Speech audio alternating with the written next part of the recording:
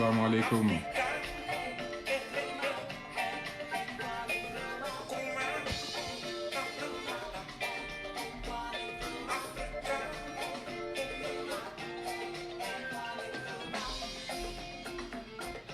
J'espère que yéen a ngi ci jàmm.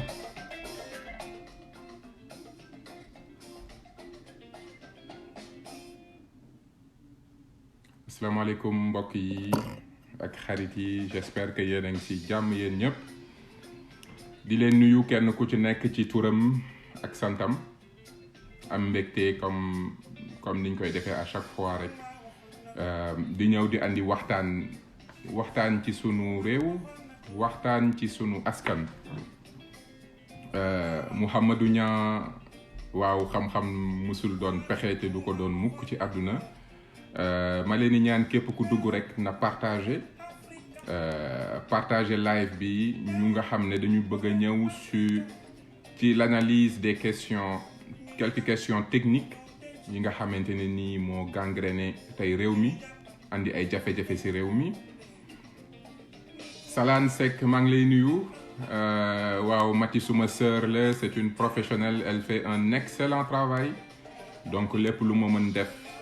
ngir liggéeyam gën a ñoŋ dinaa ko def incha allahu rabbi. Mireille Sagna, Adama Diop, Mamadou Badji, vraiment am naa mbégte trop. J'espère que yéen a ngi may dégg bu baax, s'il vous plaît, confirmez leen ma. Bonjour Mireille, confirmez leen ma si vous m'entendez bien. ma leen di ñaan tam ngeen partager live bi, partager leen ko du mieux que vous pouvez. Ça va éviter nit ñi di ko bloquer, comme vous savez malheureusement les gens font souvent cela, et puis ça va permettre ñu am audience bu am solo. Donc s'il vous plaît rek confirmez leen ma ndax son bi vous m'entendez bien, comme ça ñu mën a jublu rapidement ci waxtaan bi. 5 sur 5 waaw Socé Ngom namoon naa la. Oumoul, ma sœur Bawol, j'espère que tu vas bien et que tout se passe super bien aussi à Diourbel. ma leen di namm yéen ñëpp waa Njaareem sama dëkk, sama territoire, vraiment di leen namm saa su ne incha allah. Merci beaucoup. Alors si vous avez aussi des questions, n'hésitez pas à m'en parler, à poser. dinaa ci tontu du mieux que je peux. ma wàññi son bi, musique bi. Oumar Pène naan Kourouma waxoon na ko, le projet panafricain c'est hyper important. Alors tey sunu waxtaan dina c'est vrai que nag je l'avais pas prévu, mais des fois le contexte day imposer que ñu génn def des wax yu am solo pour gindi nit ñi ak rappeler nit ñi contexte bu ñu nekk. jàpp naa ne sax li ñuy wax yépp ñu bari Sénégal xam nañ ko ba noppi, mais dafa am solo ñuy fàttali, ndax fàttali dafa nekk liy dimbali ñëpp. ngir yàlla yéen ñi dugg ñëpp partagez le live. Je vois qu'il y a 100 personnes qui sont là, partagez leen ko ñu mën a am niveau bi ñu soxla. Amadou Makhtar Sarr, merci beaucoup. Aïda Sakhir, ma nièce, j'espère que tu vas bien. S'il vous plaît, partagez le live. tey nag sujet yi ñu am solo, on va essentiellement parler d'économie. C'est quoi l'économie? ci waxtaanu économie dinañ jóge ci loolu wax ci lan mooy recette. di ngeen gis le lien important bi am entre réew mu nga xam ne nit ñi ñu ngi économie bi mi ngi dox, ak lien bi mu am ak recette yi nga xam ne dañ koy dugal ci réew ci gafak nguur gi pour mën a gérer à travers le budget. bu ñu duggee ci waxtaanu budget dinañ dugg ci lan mooy dépenses yi mën a am solo ci budget, ak lan moo fi soppi, lan moo changé diggante 2000 ak 2012,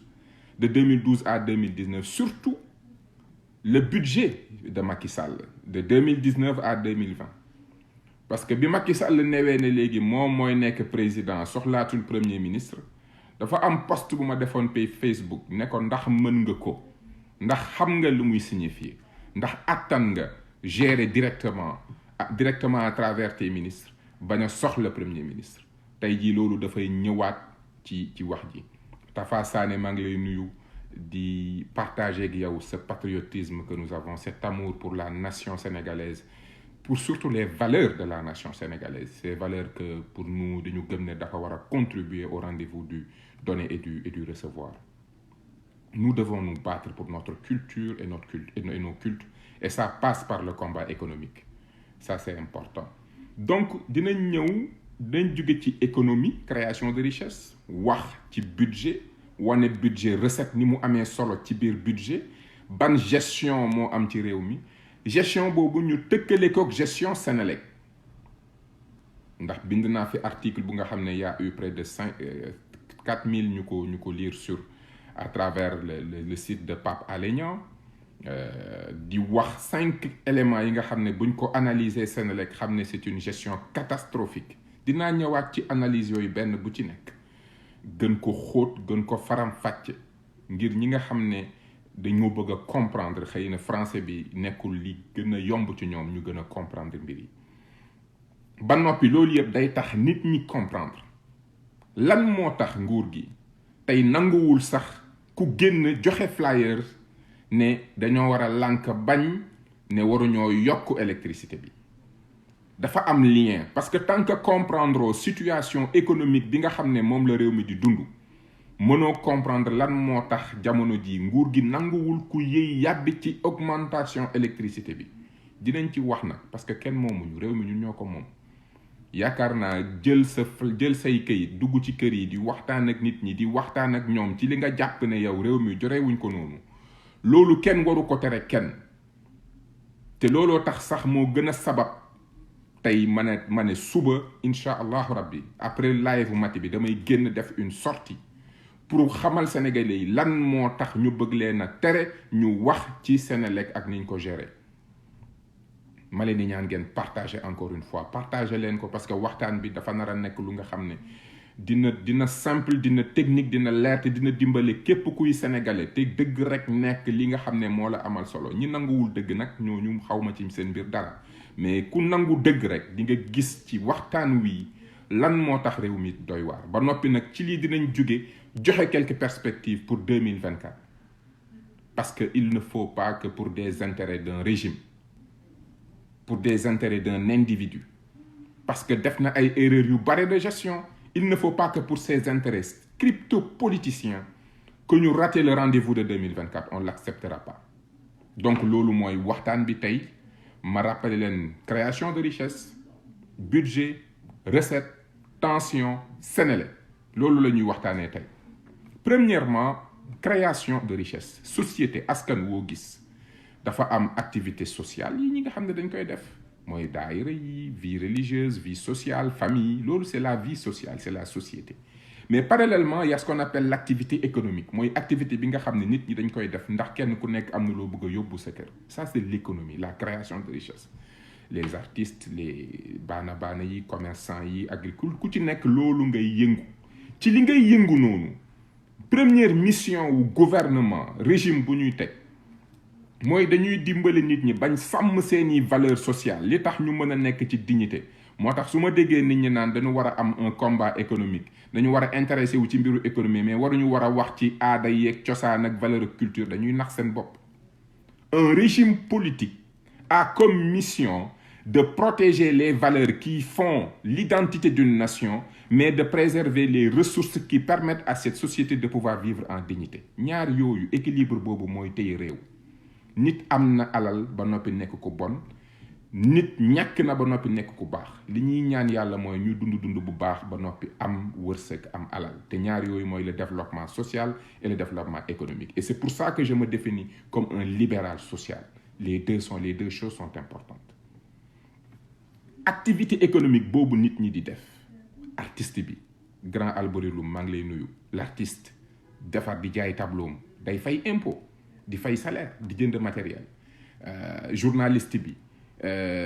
cultivateur bi, lépp looy def boo defee transaction, parce que lii andi économie mooy transaction. da ngay jënd ay produits defar dara jaay ko, wala nga jàng xam-xam nit ñi di la fay ci sa xam-xam mooy service, wala nga jënd dara jaay ko toutes ces activités économiques ngay def da ngay fay impôt di fay salaire di def ay dépenses gis nga loolu ngay def gouvernement bi day jël ay prélèvement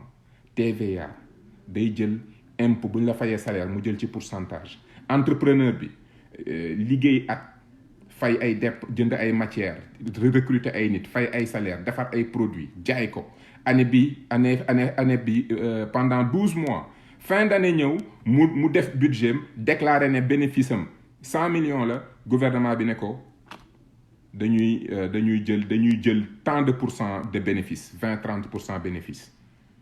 loolu yëpp c'est ce qu'on appelle les recettes fiscales c'est-à-dire que activité économique moom mooy déterminer les recettes bi nga xam ne moom la ñu war a yoree réew mi li tax recettes yooyu lu mu gën a bari développement bi di gën a possible parce que ci loolu la ñuy financer le développement donc plus ñuy jàppale sénégalais bi muy am liggéey yu gën a bëri plus bénéfice yi di yokk plus nit ñi di consommer plus nit ñi di def ay jënd ak jaay plus volume économique bi produit intérieur brut bi plus muy yokk plus liñ ciy prélever ngir financer le développement économique et social loolu di yokk donc voilà un élément fondamental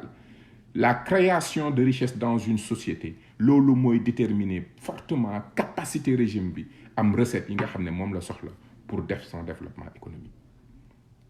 am na liggéey bu may def pour natt sur ces 20 ans nan la recette yi doon augmenter par rapport à l'économie ak nombre de Sénégalais loolu dinaa ci def liggéey def ci article wane ne Macky Sall bi mu fi ñëwee ba léegi contre-performance dafa am recettes yi ni mu doon yokkee de 2000 à 2012 bu doon nit ki su amoon 500 am na 1000 léegi nit ki su doon am 500 750 la yokk 250 contre-performance boobu ci économie bi moo andi fortement léegi recettes yi na mu waroon toll loolu mooy premier élément bi nga xam ne foog nit ñi jàng te lii amul benn expert bu ma ci mën a weddi muy benn Thiané Mbodj ma sœur maa ngi lay nuyu bu baax a baax bi ci topp mooy le budget léegi boo jëlee recettes yi ci sur la base nga dem emprunter boo ko dajalee mooy le budget donc nga xam ne budget li gën a am solo ci budget mooy les recettes li nga xam ne dafa jóge ci économie ñu dagg ko Sénégalais yi war koo politiquer mais su fekkente ne nag xaalis boobu boo ko yoree da nga war a fay premièrement bor bi nga xamante ne nii dafa am ci réew mi parce que ñi nga xam ne dañ la lebal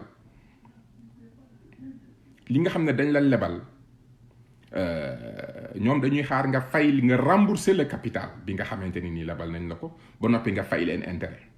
ensuite nga war a fay salaire personnel réew mi salaire yi nga war ko fay boo fayee salaire yi ba noppi nga génne le fonctionnement gouvernement beeg administration bi léegi nag li ci des nga leb boole ci emprunter ba noppi nag commencer financer ce plan de développement économique donc le budget c'est non seulement recettes yi ak li nga xam ne da nga ko leb boole ko mais ensuite nan nga koy dépenser personnel fonctionnement remboursement du capital paiement des intérêts ba noppi nga définir ce budget d'investissement mooy li des léegi ñaata ngay lebaat ak foo koy dugal donc budget d'abord économie buy dox mooy tax recettes yi yokk mais aussi une bonne gestion des recettes mooy tax planification bi ngay tëral tax réew mi di gën a ñoŋ santé bi di gën a dox éducation bi di gën a dox entrepreneur yi di gën a dox sécurité di gën a am jàmm di gën a am nit ñi di créatif di créer entreprise di recruter ay nit di consommer di dépenser ñuy daggaat ay recettes di ko jox gouvernement bi di lebaat ñuy boole lépp di ko duggalaat ci nit ñi roulement boobu mooy andi le développement ci lépp ci société bi lay jóge lépp ci société bi lay dellu mais su fekkente ne dangaa noot société bi ba li waroon jóge ci société bi rës mooy maanaam li dal Macky Sall ba noppi yow non seulement li jóge ci société bi léegi rës na nekkatul 1000 francs 750 la mais pire encore léegi la nga leb nga lu ëpp da ngay retrouver wu ci situation boo xamante ne nii leb ba nga xamante ne nii ni ngay lebee dafa ëpp par rapport ak ni recettes yi di yokkee ndax nit ki say recette suy daanu ba noppi say leb di yokk da ngay toog benn moment bu nga xam ne li nga dajale boo ci fayee personnel fay ci fonctionnement parce que bor bi moom mënoo ko ñàkk bañ a fay remboursement capital mënoo ko ñàkk bañ a def mënoo ba ñàkk bañ a fay intérêt personnel mënoo ko bañ a fay ba noppi fonctionnement administration bi mënoo ko bañ a def ñeent yooyu boo ko defee rek sa xaalis ne pang jeex tàkk mooy yaa ngi ci tension de trésorerie mooy dangaa teeñ say finance dafa teeñ da nga banque loolu moo dal Macky Sall te nag kenn mënu ko weddi ma wane ko rek ne ci budget 2019 bi budget 2020 bii mi ngi fay intérêt 273 milliards may rappeler ne Ablaye Wade en 2012 boo dajalee intérêt capital faylu woon lu tolloog 400 milliards Macky Sall intérêt kese mi ngi fay 273 milliards. Ensuite personnel salaire rek mi ngi fay 743 milliards salaire ndax comme c'est un régime de politiciens plus de 50 ministres politiciens kenn ku ci nekk di recruter ku la neex fu mu la neexee nam la neexee salaire yi Sénégal day exploser rek 743 milliards fay salaire 743 milliards ñu ngi koy fay salaire ci 2020 bi la ñu war a fay ay salaire sénégalais yi ban service lañ am ban éducation lañ am ban santé lañ am lan lañ am lu spécial lu tax ñu mën a ne jël nañ 743 milliards def ko ci salaire jël 911 milliards def ko ci tenez-vous bien fonctionnement fii lan moo fi fonctionné Macky Sall lan moo fonctionné ci réew mi éducation dafa fonctionné santé dafa fonctionné sécurité dafa fonctionné administration dafa fonctionné lan moo fonctionné Sénégal pour ñu mën ñu expliquer ne 911 milliards jël nañ ko def ko ci fonctionnement wu service de l'État ba noppi TER bi mu signé ay endettement 600 000 milliards projet yi mu signé ay 1000 milliards at mu nekk dafa am lu ñuy jël jox leen ko parce que 1000 milliards yooyu duñ ko fayuñ ko bi mu ko signé en daaw laa du daawaati jékka xaw ma barke xaw ma benn année encore du at moomu la 1000 milliards bi génn de 1000 milliards bi dañ koy étaler chaque année am na luy génn lu nga xam ne loolu moo ce qu'on appelle bu nga xoolee ci budget bi moom lañ jël def ko sous rubrique ma xool nañ ko bindee dépense en capital sur ressources internes mooy dépense yi nga xamante ne nii si suñu moyen lañ ko jël di ko dépenser depuis nos ressources internes pour rembourser des investissements qu'on a fait mais des investissements impertinents TER ay autoroute alors que train la waroon a jël logique d'investissement yooyu contrat yooyu mu signé nga xam ne tey jii moom moo ko obligé chaque année mu génne un montant rembourser capital ba noppi fay intérêt li muy rembourser TER bi li ñu rembourser ci projet d'investissement yi ay surtout projet yi nga xam ne dañu bàyyi ministres yi ñuy signé ce qu'on appelle des offres spontanées de 50 milliards minimum ministres yi Amadou Ba nga xam ne seen xarit la ñëpp da leen di autoriser ñuy signer des offres spontanées minimum 50 milliards sans appel d'offres d'une manière de les financer des ministres politiciens yi nga xam ne ñoom ñoo neex Amadou Ba moo tax Macky Sall mënut a déggoo ak Amadou Ba mais loolu foog nga xam réew mi finance réew mi fi mu toll ak li ci Amadou Ba def pour ngeen comprendre lan moo tax Amadou Ba ak Macky mënuñu déggoo. mooy nuyu ce jeune homme que j'apprécie beaucoup Madi Cissé très intelligent très compétent et qui est très à cheval sur les questions techniques. Continue comme ça jeune homme, tu fais un excellent travail. Donc cette mauvaise logique mauvaise politique di jël ay ministres di leen may ñuy signer ay contrats 50 milliards. Rappelez-vous les cartes d'identité, rappelez-vous les ports, rappelez-vous TER bi, tous ces grands projets signés par des ministres, minimum du projet 50 milliards, sans étude, sans analyse, sans planification. Contrat yooyu muy signé day obligé chaque année li ñuy dagg sénégalais yi ñu jël rembourser ko parce que bu signé contrat tey ne contrat bi jar na 50 milliards dites-vous que minimum remboursement bi ça va se faire sur 5 ans donc chaque année am na benn 10 milliards bu ñuy def plus les intérêts 2020 dinañ génne 693 milliards def ko ci projet yooyu nga xamante ne ni gis nañ ne comme TER bi amul benn njëriñ ba noppi dinañ fay 273 milliards gis nga bu ngeen jëlee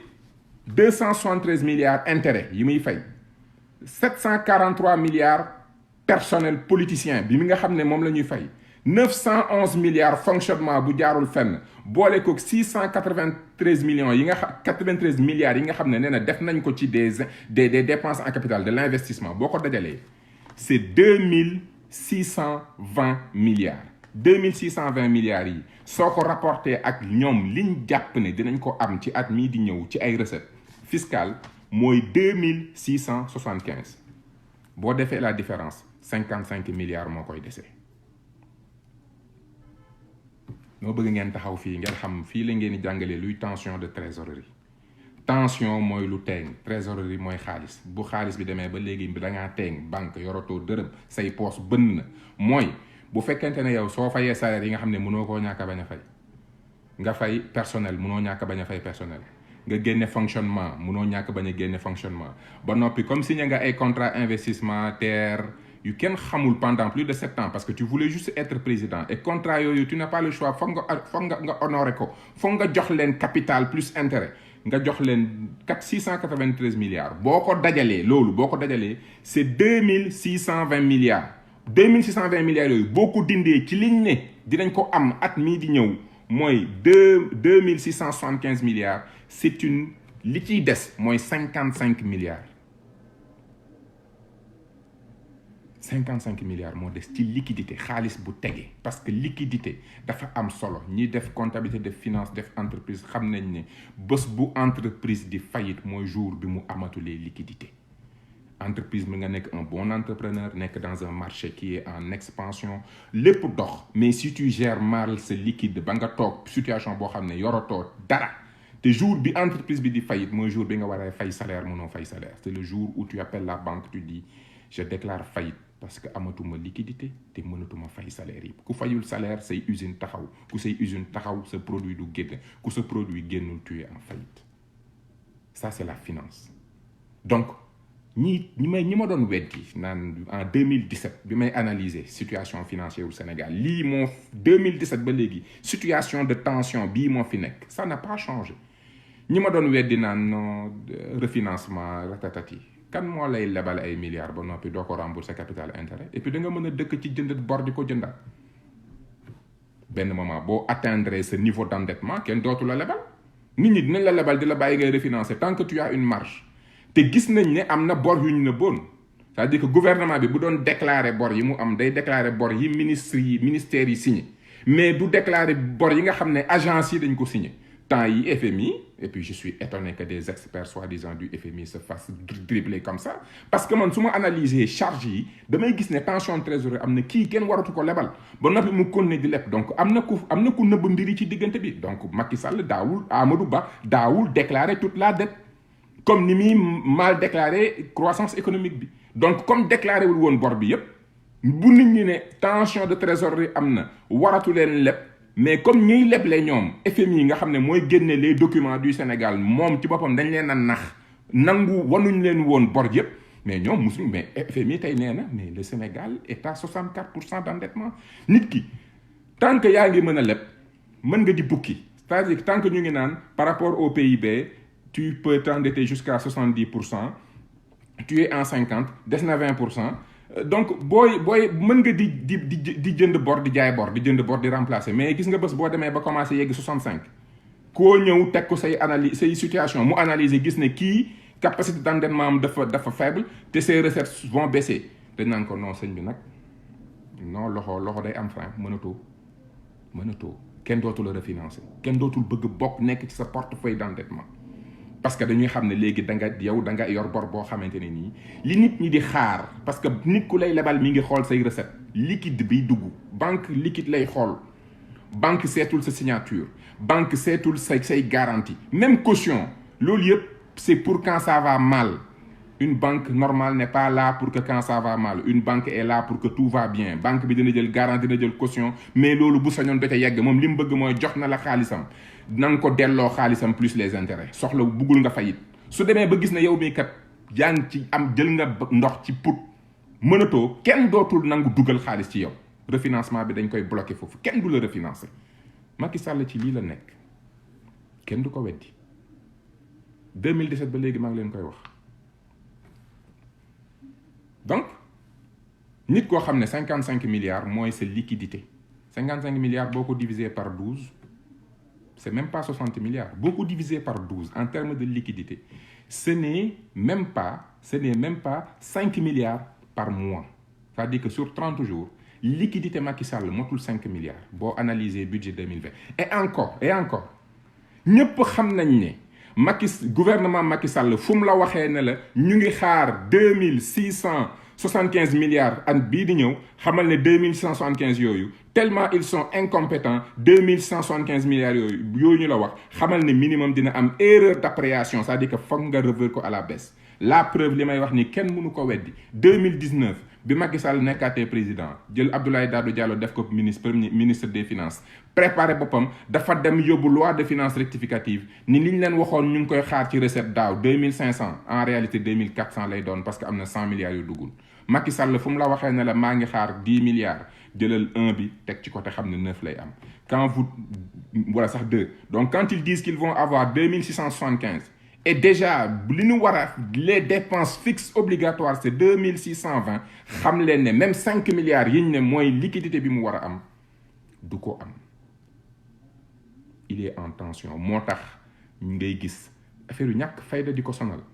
salaire yu ñu war a fay mënuñ ko fay enseignant dettu enseignement privé bi mënu ko fay hôpitaux yu am dette sénégalais yi xaar seen bourse mënu ko am parce que yooyu ci liquidité lañ koy gérer te mënu ko gérer parce que amul choix fay salaire bu fayul salaire réew mi toj nee naa leen entreprise buy fay jour de paye jour boobu la entreprise di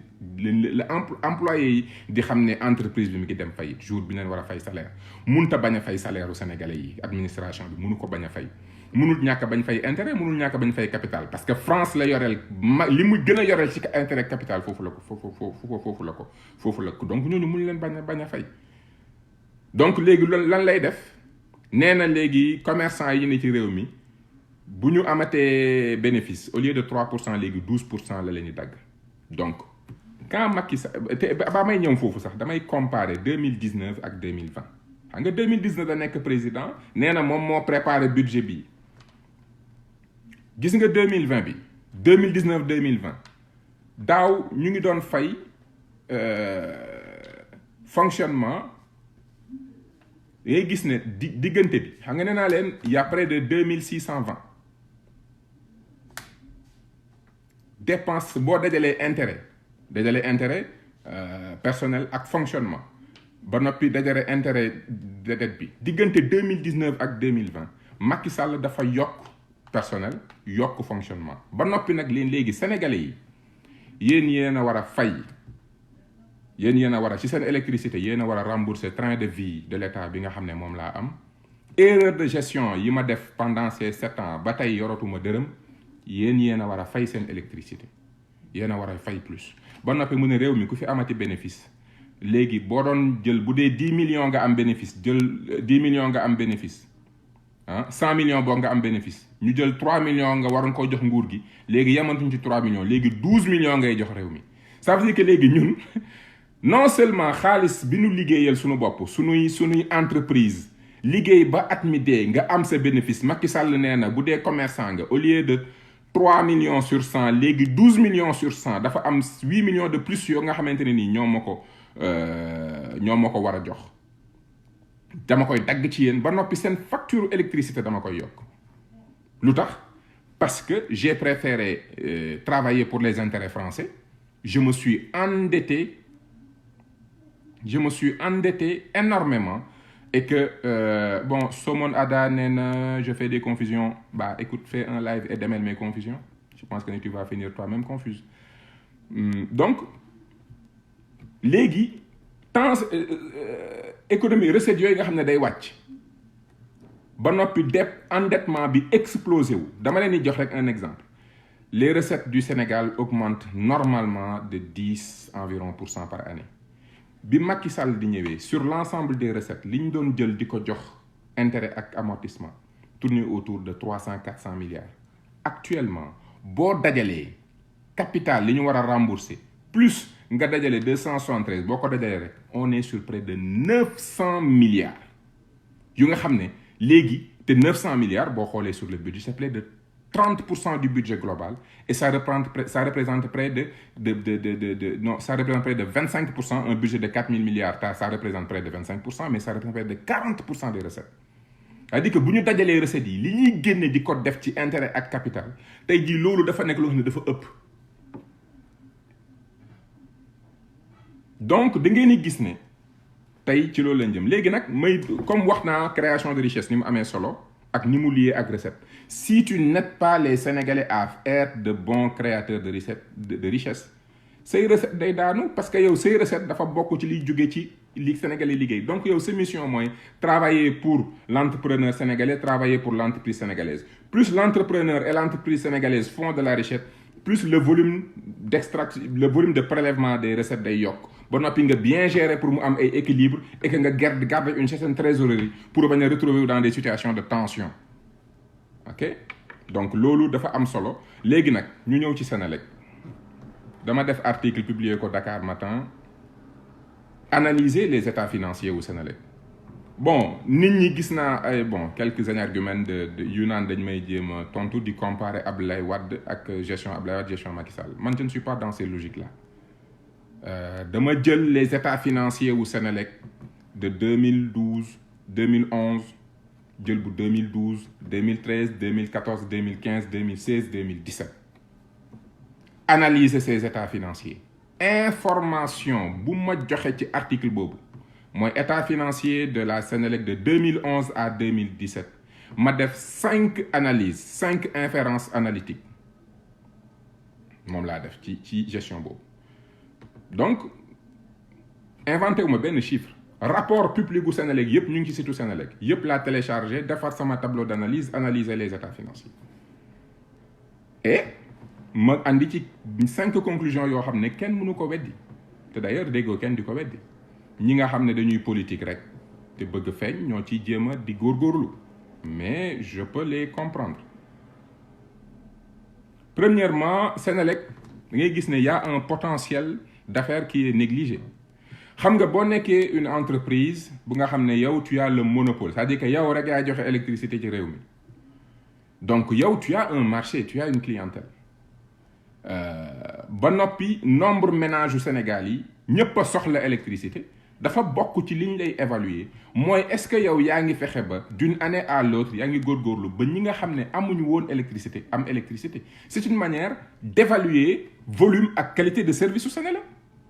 parce que c'est une entreprise de service public, c'est pas une entreprise comme toutes les autres. Entreprise la bu nga xam ne li mu yor di ko jaay ñëpp dañ ko soxla donc at ba at dañu war a xool ndax am na ñu amul woon ñu am léegi parce que dafa bokk ci say objectifs et puis tu as le monopole donc tu te dois chaque année wan Sénégalais yi ne man kat bi ma fi toogee sur 5 ans bu ñu xoolee Sénégalais yi waroon am te amuñu bi may ñëw ak bi may dem yokku na de temps loolu qu'on appelle la pénétration ndax yaa ngi góorgóorlu ba léegi dépassé nga doo toog nit ñi di ñëw mais yaay jug di dem ci nit ñi. te Sénégal dafa am croissance démographique bu 3% nit ñi dañuy yokk ba noppi nit ñi dañuy concentré wu dans les zones urbaines di gën a yokk ba noppi population bi comme dafa jeune ñi ëpp Sénégalais ñu ngi tourne ñu ngi nekk entre 18 20 30 ba 35 ans donc ñiy samp kër dafa bëri donc ñiy soxla électricité dans les zones urbaines moo tax ñi may jéem a contredire naan ma non da nga calculer woon zone rurale non man je me suis concentré sur zone yi nga xamante ne nii Senelec dafa nekk mooy zone urbaine yi exode rural pyramide des âges ak croissance population boo xoolee yooyu nga analyser ko alors quelqu'un dit on n'a pas de son est-ce que vous pouvez me confirmer qu'on n'a pas de son donc boo ko xoolee da ngay gis ne progression bi dafa faible c'est-à-dire que Senelec ni mu waroon a góorgóorloo ba ñi amul woon di am mais ça ne marche pas. Ça ne marche pas comme ça devrait te loolu bu ngeen ubbee état financier wu Senelec da ngeen ko ci fekk da ngeen gis ne progression Senelec progression Senelec c'est 2.14 mais boo gisee progression wu population bi c'est 3% boole ci exode rural ak nombre de ménages yi da ngay gis ne y a tout le temps près de 350 000 familles Sénégal yoo xam ne amuñu électricité. C'est près de 3 millions de Sénégalais ñooñu rek boo évaluer tey li ñuy fay ci salaire nga rapporté ko ak chiffre d'affaires bi c'est près de 70 milliards yoo xam ne bu ñu góorgóorlu woon fexe ba ñëpp am électricité mais alal jooju dafay dugg. donc quand tu es un bon gestionnaire dafay bokk ci nga évaluer sa pénétration du marché tey ak sa pénétration du marché à 100% et loolu lan lay représenter en tant que rentrée d'argent ba day nekk sa priorité nga góorgóorlu ba ñëpp jot parce que bu ñëpp jotee sa chiffre d'affaires yokk sa chiffre d'affaires bu yokkee nga mën a defee investissement. donc bu fekkente ne nii boo calculer le nombre de clients ménages du Sénégal sur 5 ans c'est une évolution de 2,82 et que nga de 2,14 ba noppi nga gis ne rien que croissance démographique bi c'est 3% compté go exode rural compté go pyramide des âges ak le nombre de ménages mais da ngay gis ne lii c'est pathétique. loolu kan moo ko mën a weddi kan moo mën a weddi croissance démographique kan moo mën a weddi exode rural ak pression des zones urbaines kan moo mën a weddi les chiffres Senelec yi nekk seen état financier yi nga xam ne boo jëlee chiffre d'affaires nombre de clients 2011 2012 calculer que tu vois que nombre de clients bi augmente de 2,14 ku ko mën a weddi kenn mënu ko weddi. kenn mënu ko weddi seen chiffre la je n'ai fait que faire des ratios et des analyses et j'analyse des chiffres tendance croissance démographique expression urbaine ak yooyu yëpp mais ça vient de vos chiffres donc balaa ngeen may weddi leen seen chiffre ba noppi. ma ñëw ci deuxième conclusion bi ma def waaw comme eau de roche deuxième conclusion bi ma def xam nga Senelec matière première xam nga entreprise tu as ton chiffre d'affaires mooy boo jaayee at sama chiffre d'affaires mooy xaalis bi jaar sama loxo temps la mais xaalis bi jaar sama loxo dafa am lu nga xam ne dama ko dépenser pour xaalis bi jaar mooy les dépenses boo jëlee dépenses yi nga moins ko ak chiffre d'affaires bi ci ngay gis sa bénéfice brut fayagoo impôt fayagoo dara loolooy entreprise le chiffre d'affaires ci biir chiffre d'affaires bi tu as les dépenses ensuite tu as tes bénéfices te ci loolu ngay fay impôt pour faire simple.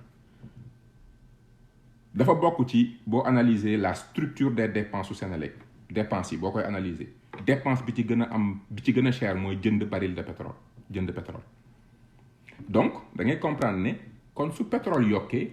ce coût de production yokk sa bénéfice wàññeeku te donc loolu ku ne mën na ko comprendre donc su pétrole bu fekkente ne baril de pétrole dafa jóge $50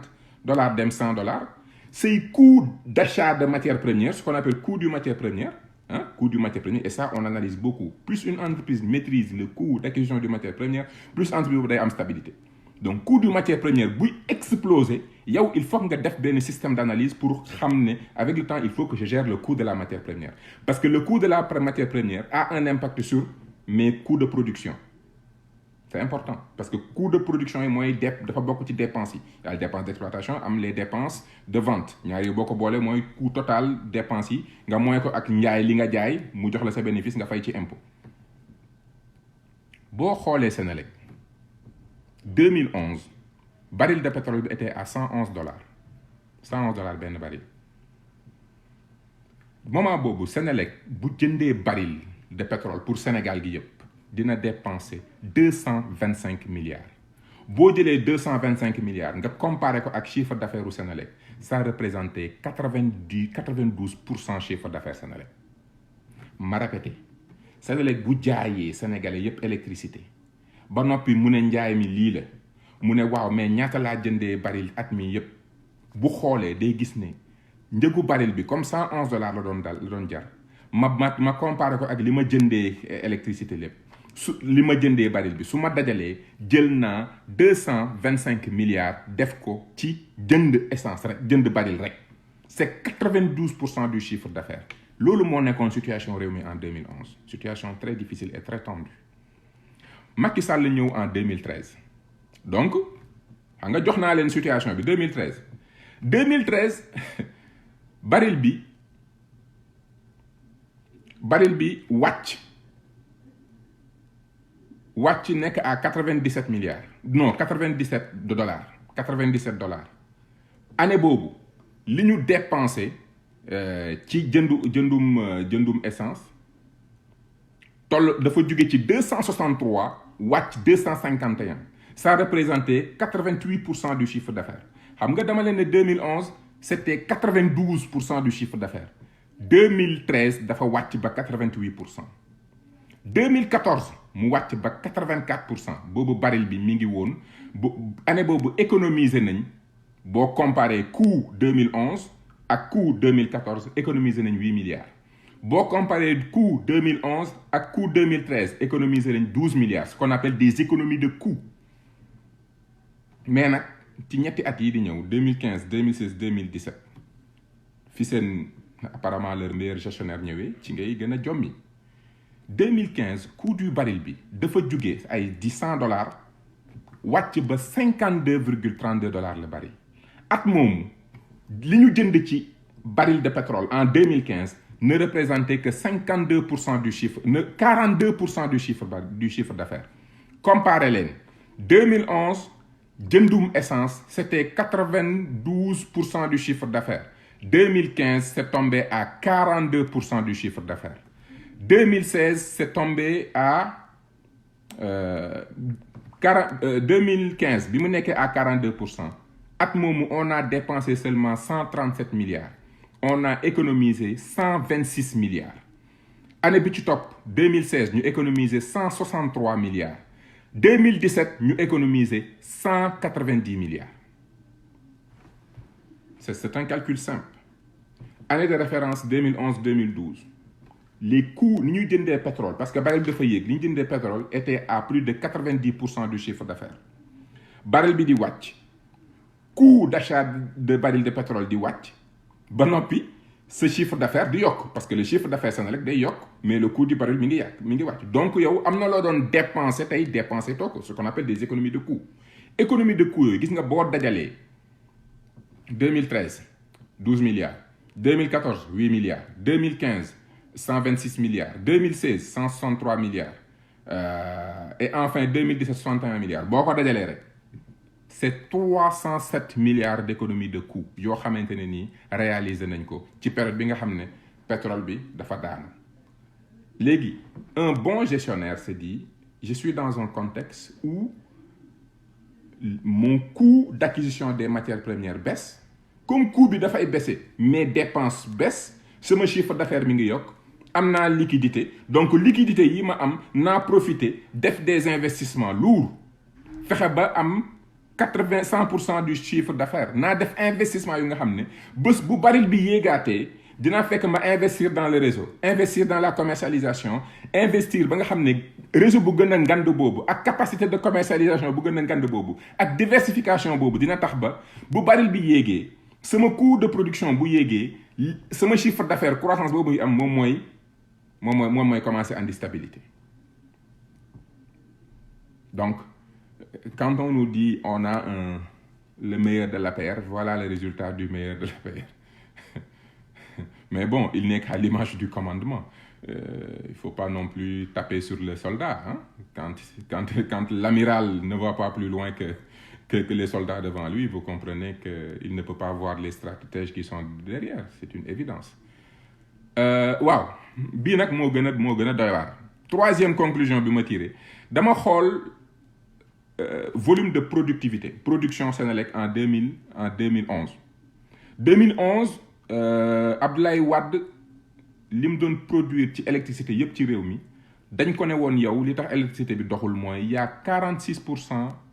li ngay jox Sénégalais yi da nga koo jënd feneen da nga koo jënd c'est-à-dire que électricité bi ñu joxe bi ngeen di jot seen kër dafa am lu ñuy jënd am lu ñuy produire. entreprise bu ëpp ne moom bu gën a mën a produire du soxla jënd mais su fekkante ne yow sa unité de production sa industrie doxul comme ni mu war a doxee diversifié woo amoo énergie solaire amoo énergie éolienne amoo énergie su fekkante ne tu n'as pas une diversité et une capacité de production jënd jaay mooy ëpp produire jaay. léegi booy évaluer entreprise bi sur 5 ans da ngay xool est-ce que pourcentage u électricité bi ñu jënd ndax wàññeeku na wala wàññeeku. Donc mooy troisième analyse bi ma def ma gis ne 2011 46% total des ventes électricité bu ñu jënd la dañ ko jënd jaay ko Sénégalais yi loolu ñëpp bu ku dem état financier wu Senelec nga xool production globale kilowatt xool production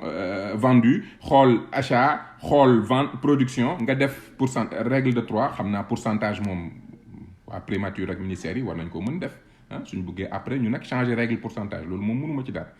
nga comparer ko ak 2017 bii ñu jugee nga xool li ñu jaay sénégalais yëpp lan la ci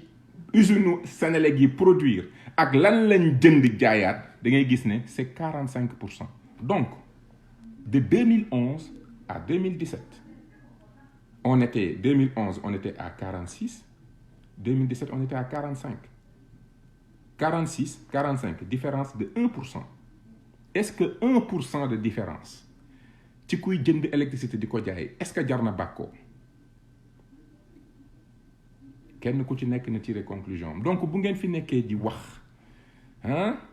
les chiffres sont là et encore lii seen rapport la ku ma bëgg a weddi na dem récupérer rapport public Senelec 2011 rapport public Senelec 2017 mu dem ci ce qu'on appelle les chiffres clés mu dugg ci nombre de production kilowatts yi ñu produire mu xool total production vente achat plus production égale total vendu ngeen def rapport de pourcentage yi vous allez tomber sur les mêmes pourcentages xam-xam du pexe. Quatrième élément, la dette et les créances. La dette et les créances dañu am importance parce que entreprise da ngay produire di jaay mais su dee da ngay produire di jaay te yow li ngay jaay doo dem ñu fay la doo fayeeku mais moom ak zéro yam bu fekkente ne da ngay produire mais yow sa client yi consommer xaalis bi nga jëndee pétrole fay ay salaire jox leen électricité ñoom ñu consommer ba noppi yow demoo ne leen waa léegi fay leen ma sama xaalis boo ko deful tu vas mettre l'entreprise en faillite. Donc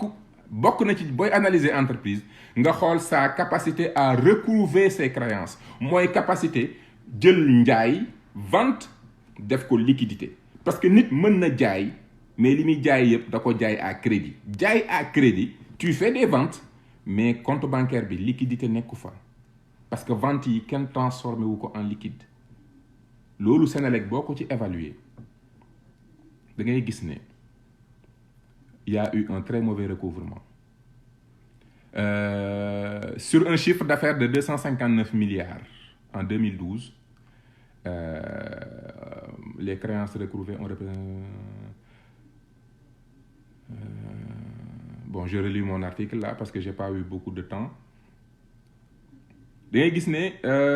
358 milliards en 2015 371 milliards en 2017 259 milliards en 2012 da ngay gis ne bor yi nga xamante ne nii mi ngi ci loxo administrateurs yeeg municipalités yeeg hôpitaux yi nga xam ne li tax mënuñu fay mooy état justement joxu leen xaalis bu leen fàtte pour que hôpitaux yi fay électricité mairie yi fay électricité administration fay électricité il faut que gouvernement bi jox leen seen budget ba noppi ministres yi jël budget bi def ko fu ñu war a def bu ñu jëlee budget ministère yeeg hôpitaux yeeg agence yi jël ko di ko politiquer fayuñu facture yi ba noppi en fonction ministre bi ak directeur bi kenn du fay facture électricité donc vous comprenez que am na xaalis bu war a dem Senelec boo xam ne du dem Senelec en 2012 li xaalis bi nga xam ne mi ngi ci loxo entreprise yeeg yooyu te nga xam ne kenn fayu ko c'était 107% du chiffre d'affaires en 2015 c'était 111%. En 2017 c'était 109%. Donc fii moom demuñu dikkuñu c'est-à-dire que ne ñu ngi jël suñu xaalis di jënd essence di ko jox machine yi ñu di ko defar di jënd électricité di ko jaay ci dëkk bi te am na ñoo xam ne du ñu fay bu leen neexee du ñu fay wala amuñu lu ñu fayee mairie Sénégal bëri na mairie yoo xam ne amuñu lu ñu fayee amuñu lu ñu fayee wala boog li ñu waroon fayee recruter nañ ko ay personnel politique. boo analyser structure financière u mairie yi da ngay gis ne charge personnelle bi moom day exploser et souvent c'est des rubriques falsifiées la ñuy jël di dem di recruter bi ñun xam nañ li xew ci réew mi ba noppi ñu xool au niveau de la dette man je ne suis pas contre la dette mais quand tu t'endettes et que ton volume de la dette est stable et gisuma dette bii nga xam ne yaa ngi koy fay am un impact sur ta capacité de production ça a un problème bu fekkente ne yow même dette bi moo fi nekk dafa sax yokk te pourtant li ngay jënd électricité moo tolloog li ñu doon jënd il y a 5 ans il y a un problème. Donc ici da ngay gis ne donc au même moment la dette de la Sénélec passe de 246 milliards en 2011 à 309 milliards en 2017. 2011 dettu Sénélec 246 la woon li nekk ci état financier yi mais 2015 on est à 309 milliards. Dette non financière bi moom est passé de 536 milliards à 339 boobu sax am na tuuti tane. Mais boo gisee intérêt yi état yi Sénélec di fay chaque année Sénélec mi ngi fay près de 10 milliards d'intérêt. ngay gis ne y a la dette qui est là qui explose mais gisoo ne capacité de production baa ngi yokk nga gis ne nombre de clients yi ni muy yokkee c'est toujours en deçà des demandes des Sénégalais ba noppi nga gis coût de production bi di baisser donc liquidité yokk na mais nga ne mais xaalis bi fan la dugg. waaw loolooy 5e conclusion bi fan la xaalis bi dugg mooy bii sax du calcul sur 5 ans bii dama analyser rek état financier 2016 état financier 2017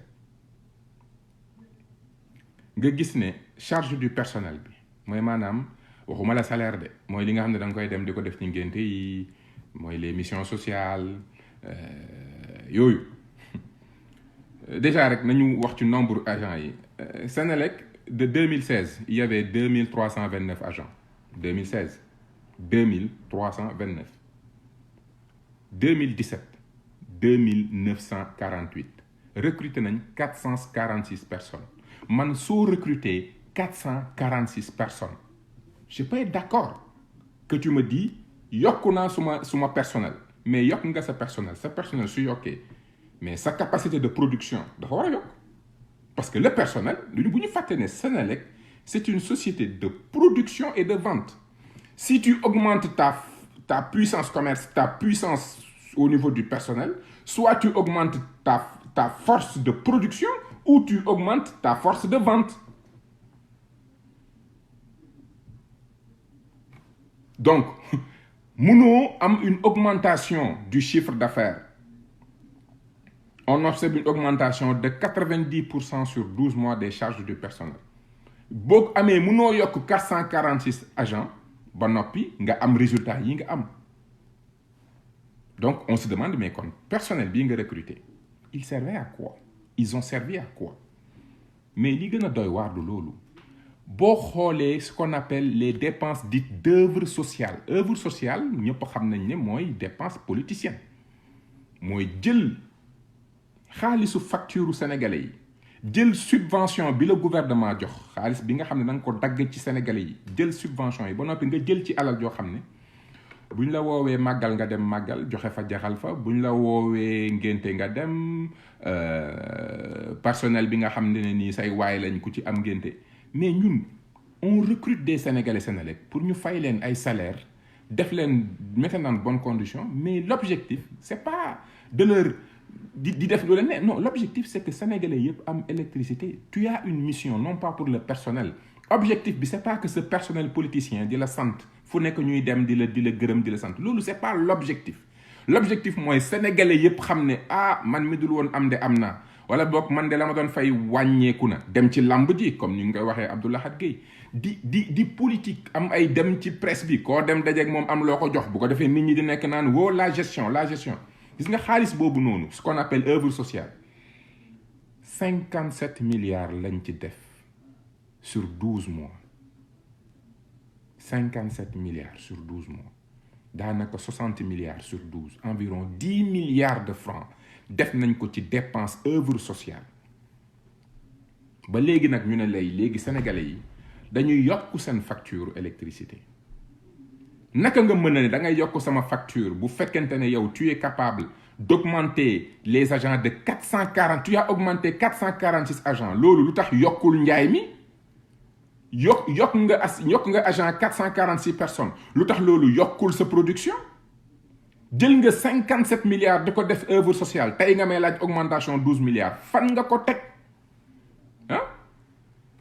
la dette yokk nga bor boobu nga yokk de 100 milliards yokk la dette financière la dette non financière dette boobu yokk mais tu as fait des investissements tu as emprunté au nom de ma génération et des futures générations emprunt yooyu nga def mais da nga ko def ci éolien da nga ko def ci énergie renouvelable fan nga ko def lu tax ngay leb di investir te yow li ngay leb du tax sama njëg wàññeeku booy leb ngir tabax ay centrale leb ngir def éolien leb ngir def leneen dafa war a tax électricité bi yokk ba man doo ñëw naan ma lu tax ngay leb sama tur ba noppi ma fa war a fay bor bi ba noppi léegi ma war a yokk li nga war a fayee bor bi lan moo tax bañ fi nekkee ba léegi de 2011 à 2017 lañ doon wax ne Wade da doon jënd di jaay à 46% production dañ ko jënd jaay yow aussi ngay ñëw di jënd di jaay à 45% ba noppi nga ne ma mbir yi dox na lan moo doxal mbir yi ba noppi électricité bu ma doon xool la Ablaye Wade daan def ci électricité ci baril de pétrole 263 milliards muy wàcc ngay def ay économie de coût ma dajale yow li nga économiser sur 5 ans mu tolloog 307 milliards yooyu fan nga ko dugal lu tax Macky arrêté di la subventionné mënoon na continuer di la subventionné ba noppi nga defee investissement lu tax Macky téye xaalisam lu tax yow ngay jaay di leb wala di jaay di def ay œuvres personnelles voilà les questions pertinentes qu'on doit se poser. Pourquoi? Ça, c'est une mauvaise gestion. Aujourd'hui, on demande aux Sénégalais de financer une gestion catastrophique, une mauvaise gestion, c'est ce qu'on leur demande. te kenn mënu ma weddi parce que pour nit weddi ma il faut ngeen wax ne kon seen rapport yi dafa faux que règle de pourcentage mënut a nekk ni ñuy calculer parce que loolu rek laa def fii y a même pas d'analyse financière fii calculer ma benn ratio ñi def finance xam nañ luy ratio financier tuddaguma fi benn ratio financier je n'ai fait qu'analyser la composition de la production, analyser des économies de coûts qui se sont sur les coûts des marchandises, la dette. Qu'est-ce qu'on a fait de la dette? La dette est stable, elle a même augmenté. Augmentation des dépenses de personnel.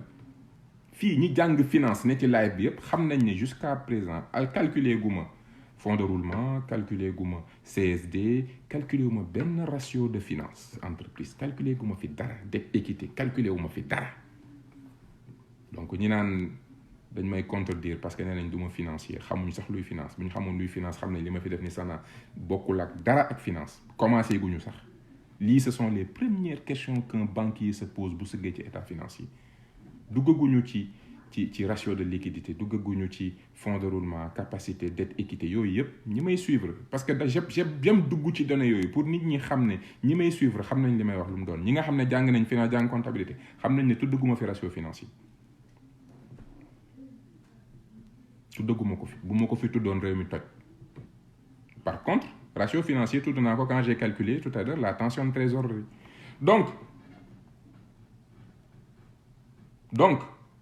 bu fekkente ne tey jii Macky est en tension de trésorerie il n'a même pas 5, 6, 7 milliards par mois yu nga xam ne leer na ko ne su fayee yépp dina des ba noppi mu xam ne Senelec tey jii munu ci def xaalis te li tax aujourd'hui tey bu ngeen comprendre lii yëpp da ngeen xam lan moo tax munta nangul nit ñi di génn naan sénégalais yi bañ leen parce que bu sénégalais yi bañee ne ñun duñu nangu augmentation électricité bi duñu fay cette mauvaise gestion on ne va pas payer la facture en réalité les sénégalais ne vont pas payer des factures d'électricité fayu leen facture yooyu ñu leen di envoyé du facture électricité de c'est la facture d'une gestion facture yi ñu envoyé du facture consommation électricité de on est en train de vous demander de payer la facture de 7 ans de gestion yu nga xamante ne nii gestion politicienne la on vous envoie des factures d'une mauvaise gestion et on vous demande de payer la facture campagne politicien directeur yi mu wax aller faire de la politique ku fi perte ce pouvoir ma dàq la loolu ça a un coût. C'est ça que vous êtes en train de payer. Vous n'êtes pas en train de payer votre consommation. Vous êtes en train de payer sa politique politicienne. Mais bu fekkente ne Sénégalais yi joxewuñu plus pour renflouer qu'est-ce qui va se passer? Parce que am na yoo xam ne moom c'est pas compliqué. boo jëlee bu dee daw da nga soxla 100 baril bi jar 100 millions. xam nañ li nga soxla si tu prends exemple bu simple si tu as 10 millions li nga soxla di jar unité 1 million 10 millions fois 1 ça fait 10 di nga am 10 unités l'unité coûte 1 million mais bu fekkente ni unité bi dafa jóge 1 million dem 2 millions tu as toujours 10 millions c'est-à-dire que sénégalais ñoom ne duñ joxe plus mais mënatoo léegi unité bi c'est 2 millions qu'est-ce qu'il va dire au lieu que nga am 10 barils tu vas avoir 5 barils soo amee 5 barils ce coût de ce volume de production day jóge 100 wàcc 50%. Pour faire simple comme tu dis une politique pour faire simple sénégalais yi bu ñu fayul plus te Macky moom yorul lu mu jox Sénélec mais Sénélec li mu yor war cee jënd gasoil day jënd baril day wàññeeku bu njëkk yi bu dee Sénélec la mu yor daa wàññeeku ba noppi waaw grand Ngagne Demba dootuma tontu kenn y a pas de souci mon grand donc yow moom suma grand nga waaw boo ma waxee dara dama koy def donc bu fekkente ne sa li nga yoroon pour jënd matière première coût matière bi dafa yokk la nga yor day tax ba matière bi dugg day wàññeeku donc qu'est-ce qui va se passer mooy Sénélec va produire moins si Sénélec produit moins qu'est-ce qui va se passer mooy délestage c'est les délestages parce que pendant 5 ans yokkuñu réseau bi pendant 5 ans diversifié wuñu production bi pendant 5 ans dépensé nañu xaalisu sénégalais yëpp léegi li ñu am yëpp 1000 milliards ñu ngi koy def ci remboursement capital ak intérêt Macky yoratul xaalis te pétrole bi 2023 2024 lay ñëw condition yooyu moo tax instant bii nii il est dans ci impasse la nekk dafa nekk ci tension de trésorerie wala def des ajustements structurels moo tax mu ne ma mauvaise gestion des 7 ans sénégalais yi léegi yéen a war a fay la facture di ngeen ko fay ci facture électricité yi di ngeen ko fay ci importation exportation ba noppi ku fi amati bénéfice au lieu que ngay fay 3% tu vas payer 12%. Donc on va financer la mauvaise politique de Macky Sall au lieu nag nga jàkkaarloog sénégalais yi ne leen écoutez j'ai mal géré et il va falloir payer cette facture de cette mauvaise gestion non nga ne léegi kenn du wër ci dëkk bi ne ñun dañuy lànk dundu bañ kenn du wër ci dëkk bi di wax ne waruñu fay oui. ñun suñu facture électricité la ñu bëgg a fay bëgguñu fay la facture de ta mauvaise gestion am nañ ci droit d'autant plus que comme 2024 bëgg nga fi teg koo xam ne mën nga ko maîtriser tu as intérêt à gérer tey jii moo tax nanguwoo parce que nag nañu waxante dëgg 911 milliards fonctionnement xam nga ne foofu am na lu ñu fa war a mën a jële nañu waxante dëgg 743 personnels am na la situation n'est pas compliquée hein? Parce que tey jii intérêt yi moom mënuñ ci dara di nga ko fay 693 milliards remboursement capital signé nañ ko ba noppi foog ñu fay ko par contre am na 2 postes de dépense de personnel ak dépense de fonctionnement seen personnel politicien boobu il faut les mettre dehors de l'administration parce qu'on ne va pas payer pour vos personnels politiciens nañu auditer Sénégal salaire yi ngeen di fay depuis quelques années pour xool ndax ñi ngeen dugal ñëpp ils respectent les règles de base de l'administration sénégalaise nañ ko xool vous allez tout de suite faire des économies ba noppi fonctionnement 911 milliards yi ngeen ne da ngeen koy dépenser ci fonctionnement wax leen dëgg au conseil des collectivités territoriales ak Sénélec bu gën a am solo CSE conseil économique social bu Aminata Ndiaye xaw ma Aminata je sais pas même kan ma ko yorati ak électricité sénégalais yi am électricité ban moo gën a am solo et on peut continuer cette liste 911 milliards yi ngeen ne da ngeen koy def ci fonctionnement auditer leen les dépenses de fonctionnement bu ñu ne teel li ngeen ne sénégalais yi ñoo ko war a fay lu tax ñun ñu war ko fay c'est votre gestion que vous devez revoir les erreurs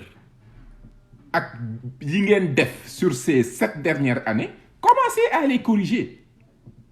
commencez à revoir votre gestion des dépenses c'est à cause des dépenses qu'on en est là. C'est les dépenses d'intérêt, c'est les dépenses du remboursement capital, c'est les dépenses de fonctionnement, c'est les dépenses du personnel. C'est à cause de cette mauvaise gestion des dépenses et un mauvais accompagnement des Sénégalais pour créer de la richesse. Loolu moo andi cette situation dans laquelle on est. Pourquoi on devrait payer les factures de votre mauvaise gestion? Commencez par faire un audit des dépenses de fonctionnement. D'abord, revoyez la structure du dispositif. 150 ministres yi téeméeri agence ak c'est les doublons. Revoyez la planification du dispositif de gouvernance. Revoyez, faites une étude de cette planification. Parce que réew, c'est la planification de l'espace, c'est la planification des structures organisationnelles, c'est la planification de l'action stratégique et la planification des finances. Les finances supportent tout. Donc, si les finances ont un problème, il faut que commencer à regarder la structure, la planification spatiale. Est-ce que ni ma organiser réew mi am na sens? Parce que c'est des dépenses. Ensuite, nga xool organisation ak institution yeeg yi ma am, est-ce qu'ils font toujours sens? Parce que c'est des dépenses. Ensuite, nga xool est-ce que am na ay projets, ay plans yoo xam ne am na sens? Parce que c'est les finances qui supportent l'action stratégique, qui supportent les structures organisationnelles et qui supportent les services au niveau des territoires. Donc, quand les finances ne vont plus, il faut revoir tout. Il faut avoir le courage de faire un audit des recrutements qui ont été faits sur ces 10 dernières années.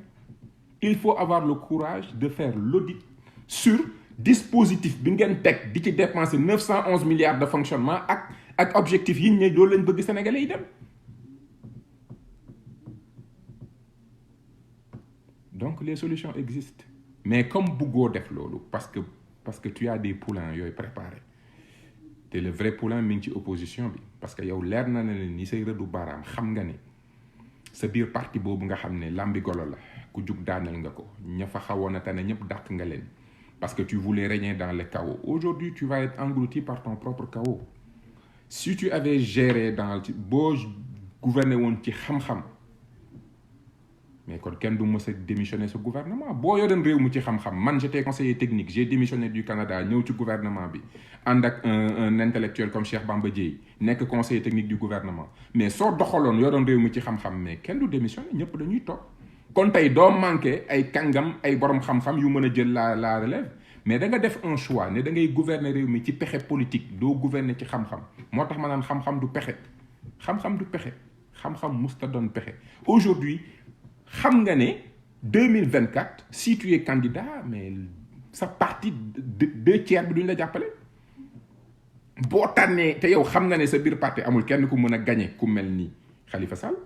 amul kenn ku mën a gagné ku mel ni Sonko amul kenn ku mën a gagné ku mel ni Idi amul kenn ku mën a gagné ku mel ni Karim Wade xam nga ko d'ailleurs yow sa bopp xam nga ne mënoo Karim Wade xam nga ne mënoo Khalifa Sall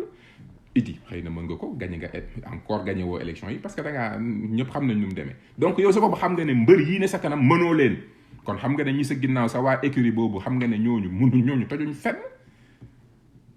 et c'est pour ça que tu leur dis bu fi kenn waxu élection parce que mënu leen dara c'est en fait ça le vrai message que Macky Sall dit aux membres de l'APR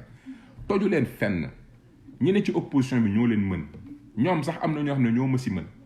samay intérêt personnel ñi ma koy protéger foofu laa koy wute mais du yéen c'est ça le vrai message comme nag du ngeen comprendre ma wax leen ko ngeen dégg ko yéen waa APR yi may suivre Macky est en train de vous dire amuñu parti amu leen leadership man opposition bi am na ñoo xam ne ñoo ma mën yéen munu leen te ku ma fi teg dañ ko dégg su ma leen fi tegee dañ leen di dóor su ma nekkee candidat moom ak condition bi créé fi rey fi ay nit nekk 3e mandat ci kaso bi lañ may dugal su ma fi tegee ay am na ñoom Amadou Ba moom du ko mus a teg parce que Amadou Ba xam na li Amadou Ba def ci finance yi moo tax wóoluwu ko moo tax Cheikh Yérim Seck bi muy boole wu ci Amadou Ba malheureusement ñi nga wóolu mënuñu ka ca tane woon gis nañ lim def Senelec donc instant bi sa intérêt est dans l'opposition léegi nag est-ce que l'opposition est là pour s'occuper des vraies questions? S'opposer, c'est s'occuper des problèmes des Sénégalais, c'est être présent sur les vraies questions. C'est ça, s'opposer. Quand on s'oppose, on doit profiter de tous les contextes pour éduquer les Sénégalais. Le vrai homme politique, il a une mission d'éducation, de leadership, de formation. Homme politique, sa mission, mooy jàngale une vision. dafa am war a am pédagogie dafa war a xamal nit ñi dimbali nit ñi parce que du moom rek moo yor réew mi il faut que askan wi ñëpp xam parce que bu ñëpp xamul ñiy yàq ñooy ëpp ñiy defar xam ngeen ko bu fukk di suul kenn di gas mënul ne réew pour nga yor ko il faut que ñi ëpp ci réew mi am xam-xam il faut que ñi xëpp ñi réew mi jàng c'est les meilleurs loolu moo yor réew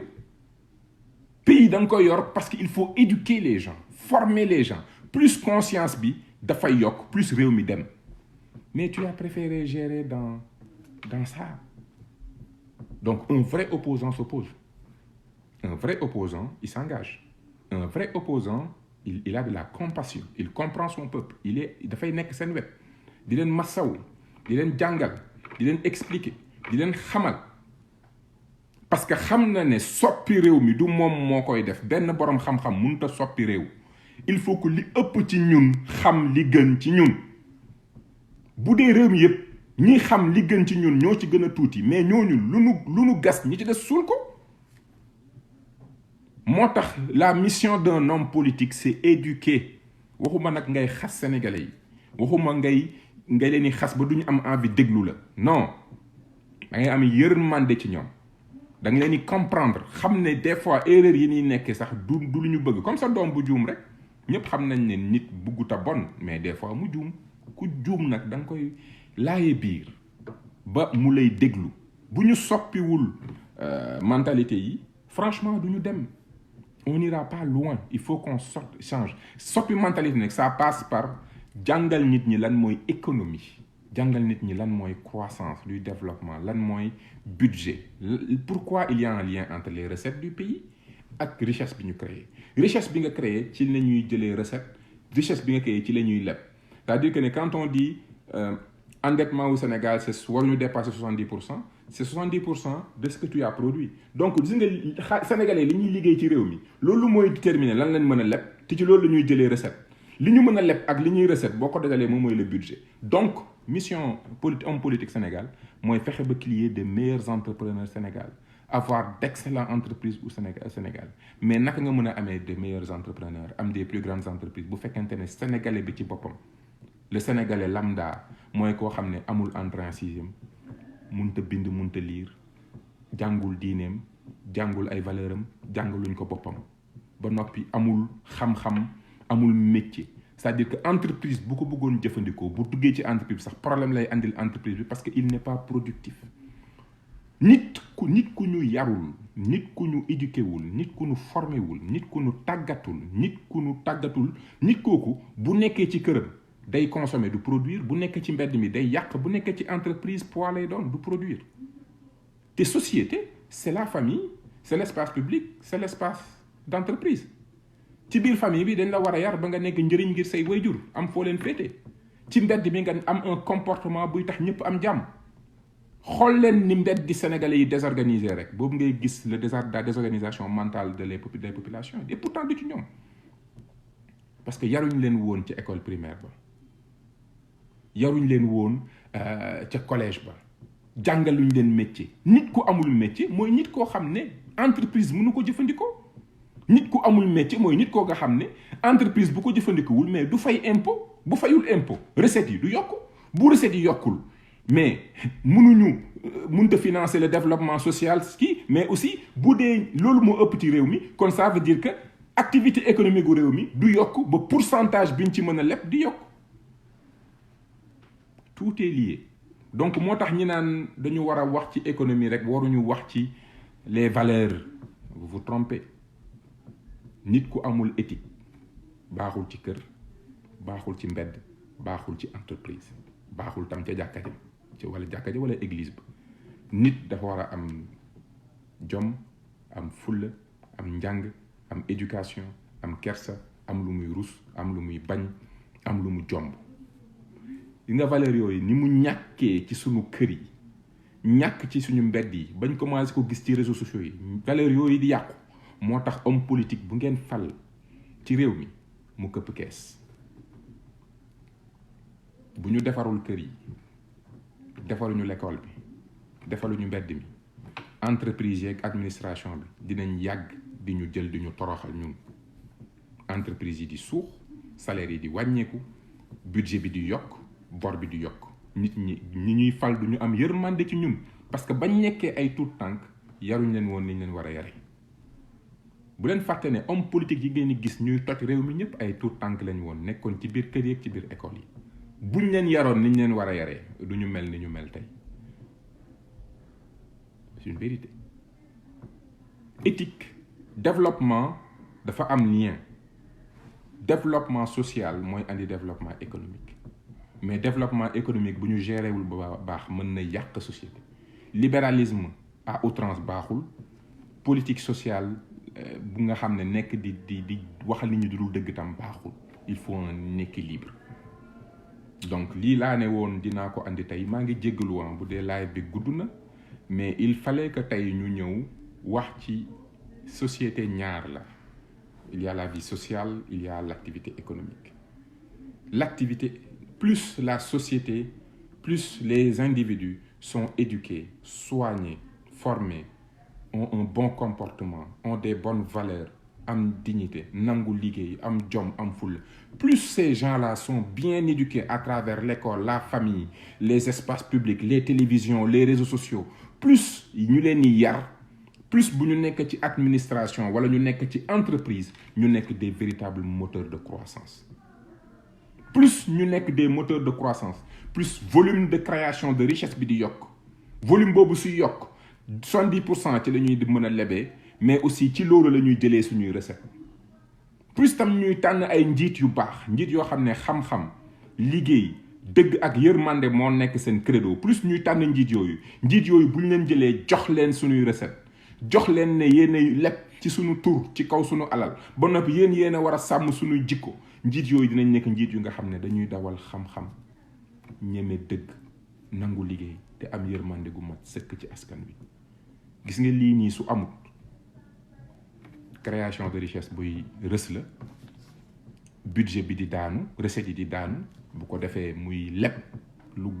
mu gën a mën a leb ngir tabax ay tali yi pour nit ñi gis leen ma lañ gëm. Bu ko defee tension de trésorerie juddu, c'est-à-dire que recette yaa ngi rës, moom mi ngi leb, plus muy leb plus mu war a fay,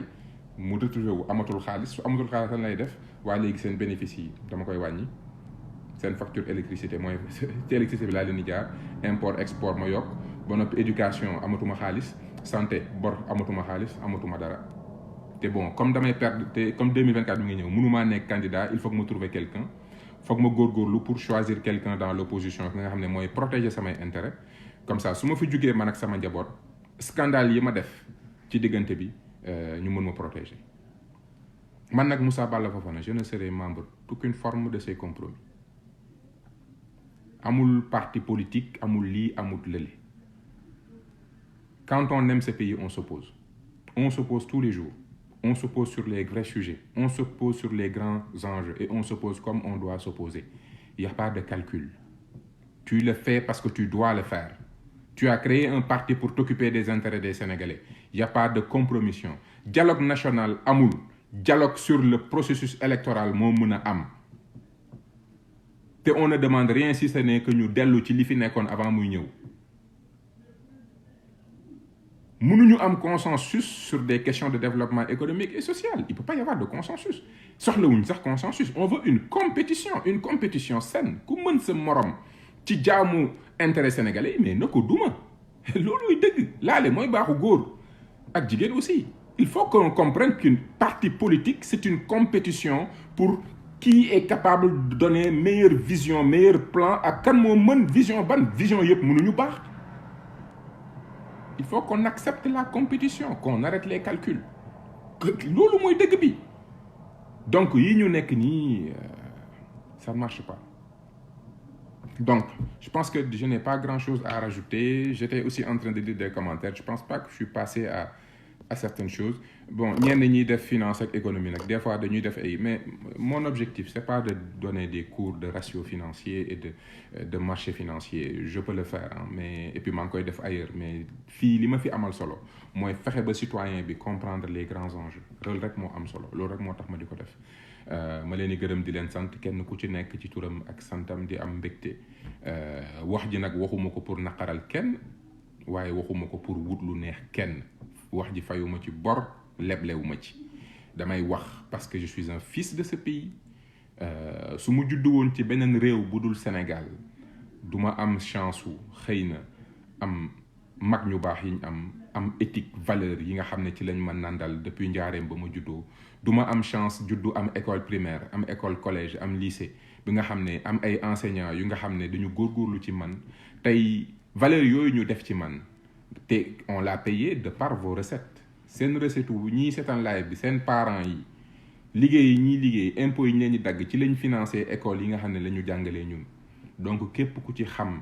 képp ku ci mën sa mission mooy xamal nit ñi jàppale nit ñi sa mission nekkul ci dans des calculs politiciens nit day bàyyeeg boppam yàlla bàyyeeg boppam askan wi def li ko war bés bu jant so loolu rek moo am solo li ci des nag yàllaa xam ku war a falu dina falu ku warta falu du falu mais mënoo fi nekk den da nga bëgg a falu ba noppi da ngay calculer compromis ça ne marche pas ça ne marche pas ça ne marche pas parce que fii kenn ëpp fi xel kenn lu waay def ñu xam ko donc li ñuy def defuñ ko pour dara dañ koy def parce que c'est un devoir c'est une obligation bu nit ñi fayul woon un tant soit peu pour que ñu am éducation bi ñu am heure bii xëy na li ñu xam duñ ko xam te peut-être li ma xam sax am na ñeneen ñu ko xam gën a xam sax lu ëpp loolu mais xëy na patriotisme ak amour bi xëy na mooy des wala boog ils se disent comme mi ngi koy def du ma ko def en tout cas je ne juge personne je suis juste en train d'expliquer que dañu war a góorgóorlu di laayante biir di waxtaan lépp loo xam ne war nañ ko def ngir sénégalais yi gën a yeewu nañ ko def mbir mi du jaay xam-xam mbir mi c'est faire de sorte que li ëpp ci ñun xam parce que li ëpp ñun bu ñu xamee ne réew mi dox li tax réew yi développé mooy li ëpp ci nit ñi dañoo jàng ñi ëpp ci nit ñi dañoo am métier kenn ku ci nekk xam nga nu réew di fonctionner te am nga ci looy góorgóorlu ba di fay recette di fay impôt ñu mën a financer nit ñi di mën a leb di tabax réew mi noonu la réew di fonctionner donc ma leen di gërëm di leen sant di am mbégte di jégalu parce que je n'avais rien prévu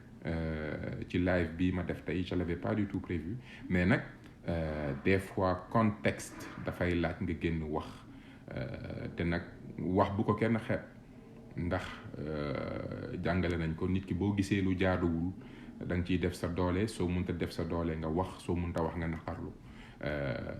di ñaan yàlla mu continuer may ñu jàmm may ñu salaam Sénégal nag on a espoir on a énormément espoir dans ce pays parce que ku gis nit ñi ni ñu préoccupé pour c'est quoi le Sénégal en tant que projet intéresse tout le monde sénégalais yëpp la ñoŋal donc nañu góorgóorlu di am di jàppalante di laaye biir surtout nag ñu ànd ak yar am na solo trop je le vois dans les réseaux sociaux des fois nit ñi ñàkk ni ñuy waxee ak nit sax ni ñuy bindee nit sax da nga gis koo xamul nga bind ko wax joo xamante ne nii doy na waar donc nañu gën a góorgóorlu ci yar ci teey ci fonk xam-xam ci am kersa valeur yooyu nangu liggéey nangu sonn valeur yooyu dafa am solo mooy la base pour nga jëriñ Sénégal foog nga mën a jëriñ sa bopp ba noppi te bañ a nekk lor pour ñi la wër ba noppi boobu ngay mën a jëriñ Sénégal mais yow bu dee yow lor nga pour sa bopp lor nga pour ñeneen ñi ba noppi yow sa bopp mënuloo sa bopp dara